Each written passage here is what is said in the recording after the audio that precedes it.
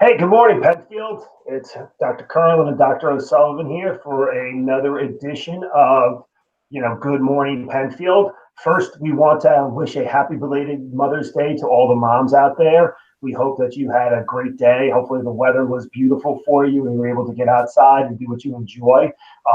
It's a well deserved day. So, please, we hope that you all enjoy the time with your family and outside and all the great things that you're able to do. We do have a quick announcement before we get to our TV guests. For us, first, just to remind everyone of the bell schedule for this week. Monday, today is a B day. Tuesday is a C day.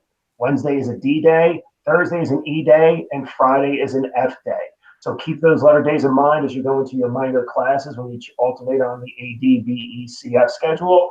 And additionally, reminder that, we're closer to the end of school than we were in the beginning of school. We probably got about 4 more weeks left. I mean, it's hard to believe that we've been in this distance learning environment for 8 weeks. You see Dr. Carlin wave his hand, say he can't believe it.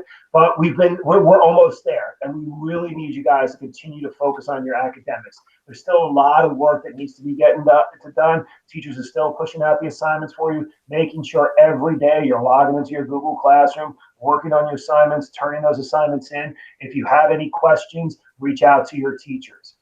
One big important note that we have to make here for everyone is a reminder of the weighted grading and how things have been changed because of us moving to distance learning.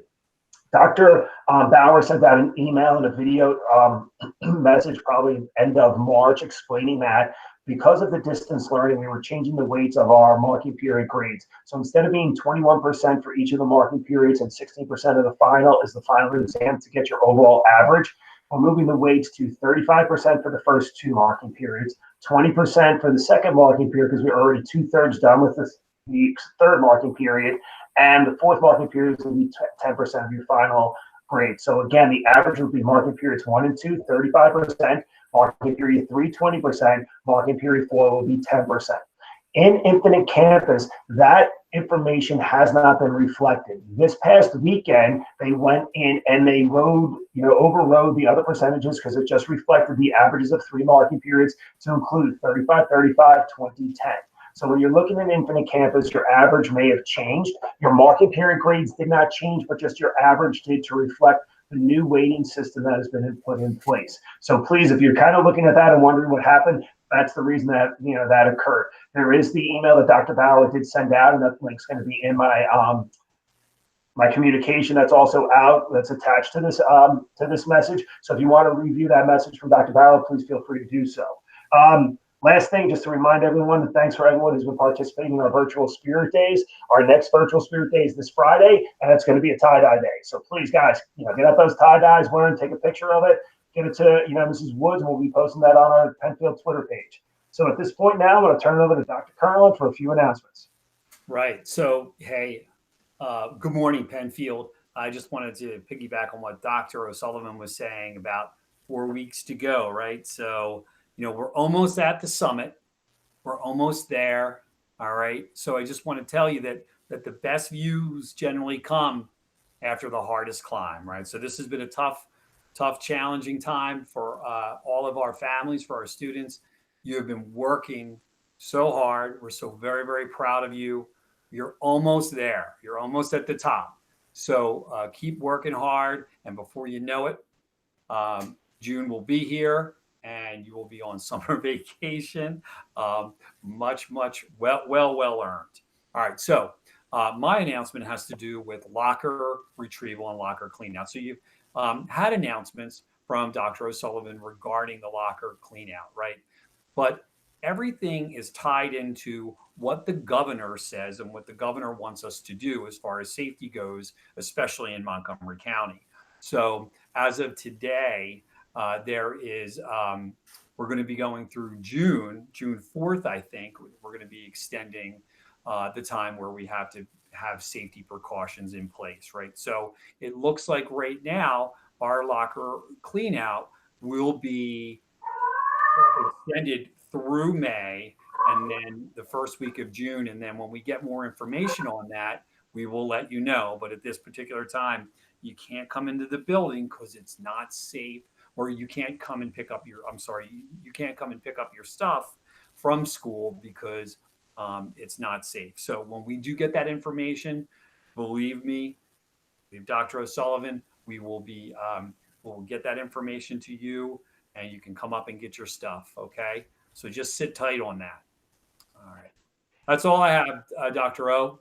All right, thanks, Dr. Carlin. So we're now on to our staff guest, which is probably the most enjoyable part of this program in here. So we have Mr. Orahowski and Mr. Ratar. So we're going to ask them a couple of questions and get their responses. I always find this enjoyable because we'll learn so much about our staff here at Penfield.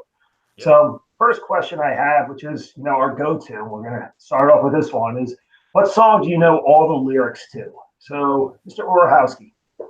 Well, there's quite a few I could choose from, but just about anything from the group Chicago, I'm going to say Saturday in the Park. Saturday in the Park. That was the 4th of July? Yep, that's good. Nice. Yep. Wow. All right, Mr. Orahowski. All right. What do you have? He asked me to sing it. Is that what he's going to? No, if it was Mrs. Riley, I would ask her to sing it. Oh, I could sing it too. I'm sure you can. I mean, I'm sure you have a wonderful voice. Or I'll grab my trumpet, one or the other, but go ahead. All right, Kyle, what song do you know all the lyrics to? All right, so mine's a little tricky because I am I know like 3/4 of the words to almost every song ever created, but it's always 3/4 because when I'm in my car and I don't know that certain part, and then I start to mumble. Which is probably why I like Pearl Jam so much, because I can legitimately mumble any Pearl Jam song along with Eddie Vedder, which is pretty cool. But definitely Happy Birthday. I've got that. Hello by Lionel Richie. I can rock that one out. There's just so many more. I'm not going to bless you all with my singing voice today, but that may be coming to a school near you. Okay, it's a classic. Lionel Richie, hello. All right, impressive. I figured I'd go away from the all the rap and hip hop because I know a lot of those as well. But for Mother's Day, we'll take it back a little bit. Do a little hello. Nice. All right, next question I have is: if you were in charge of planning the concert for the school, what 3 bands would you include? Well, admittedly, this is going to give away when I grew up and all that. So here we go. It would be Chicago. It would be Earth, Wind, and Fire, and it would be the Beatles. Oh, wow. For the older set, those are 3 very good bands. Yeah. Earth, Wind, and Fire. Wow. Okay. Kyle, what would your choice be? All right. So number 1 would be Pearl Jam. I've already said they're my favorite group. I don't know how well they would go over with the students because I don't know if they really know who Pearl Jam is anymore. Probably Dave Matthews Band because he can jam, and then most likely my 3rd to get the students involved, maybe Dr. Dre and Snoop together. That would be kind of cool. All right, Dr. Dre and Snoop. Maybe not allowed in the school, but it would be fun. They might not be. That would be an interesting combination. So if we had, Chicago, Earth, Wind, and Fire, and then next day you got Dr. Dre and Pearl Jam. I mean, and also those are 2 separate genres of music. So we're going to hit everyone on that one. All right. Interesting. All right. Next question I have for you guys is, what is your spirit animal? It's a surprising one. A moose. Really? That you're like, where'd that come from? When I was 18, after my first year of college, I went back with an older group of scouts that did a high adventure trip for 1 week up in the wilderness in Maine, and I just saw a bunch of moose more than once, and it just was really a really amazing thing to see that from a canoe, a moose going across the stream you were in. So that's just always been an animal I've been pretty impressed with. Wow. I would have never thought that. That's awesome. Kyle, how about you? All right. So again, a question I wasn't quite expecting today. I think I am going to go with a cheetah, because many people that know me, I love to run. Many people that have run with me, I like to run fast. So I'm going to go with cheetah. All right. Cheetah is my spirit animal. Yeah, nice. I like it. Last question I have for both of you is, who or what inspired you to become a teacher? I'm going to keep this one close to the North Penn family. Steve Frederick, who was the first really amazing band director here in North Penn High School. I had the chance to student teach at North Penn High School, which had a lot to do with me coming here halfway through my career and joining the North Penn crew. And I'll admit it, I wasn't first intending to teach. It was to continue just as a professional trumpet player, which I did. But then at the same time was really inspired to make education part of that musical journey for me too. And I attribute a great deal to Steve over the years on how he influenced me. And he eventually went on to become the principal of the high school. Yep. Yeah. So I went from the band director of the high school to the principal of the high school. He was a great man. Wow. Kyle, how about you? All right, so I'll give you two real quick ones because I can't say one without the other. So the first one's my fifth grade teacher at North Wales Elementary School, Mr. Armstrong. He is long since retired, but he didn't put up with me at all, which I needed in fifth grade. I was one of those kids that was just a pain in the butt kind of kid. And he just pushed constantly and got me through. So that started getting in my mind. But then I had a phys ed teacher at North Penn High School, Mrs. Culp, who was legitimately one of the nicest and sweetest ladies ever. And she, again, kind of just helped to guide and set me straight, which I needed as well. So I think those two are always my go-to when I think about how I got into this teaching career. Now I'm going to extend this comment to Dr. Carlin. Who or what inspired you to become an educator or teacher? I had one of my cousins with special needs, and I saw, and her mom was a teacher. And so my aunt, after speaking with her and talking with her and seeing the things that she did, she was very, very inspiring. That after consideration, that was really a big push that got me into that realm of teaching and becoming that major in college. So that's a major reason about why I became, I wanted to work in schools and help kids and work with families. Interesting. Yeah. So you guys have all great in mind. Is I went to school. I wasn't planning on becoming an educator. I graduated college. I had a application into the FBI and the ATF. And then I had an opportunity to go coach lacrosse in England when I graduated. So what, 21, 22-year-old kid is going to turn going over to England.